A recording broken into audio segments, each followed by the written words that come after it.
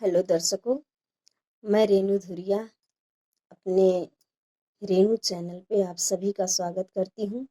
आज मैं लेकर आई हूँ आप सबके लिए एक अचरधराई गीत। तो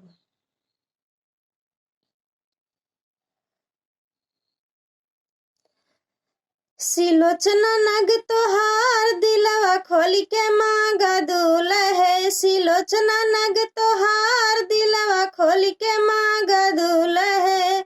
अंगूठी जो देई है तोहरे अम्मा के भतार दिलवा खोली के मांगा दूल्हे। सिलोचना नग तोहार दिलवा खोली के मांगा दूल्हे। सिलोचना नग तोहार दिलवा खोली के मांगा दूल्हे। सिकड़ी जो देई है तोहरे अम्मा के भतार दिलवा खोली के मांगा दूल्हे। सिलोचना नग तोहार दिलवा खोली के मांगा दूल्हे। सिलोचना नग तोहार दिलवा खोली के मांगा दूल्हे।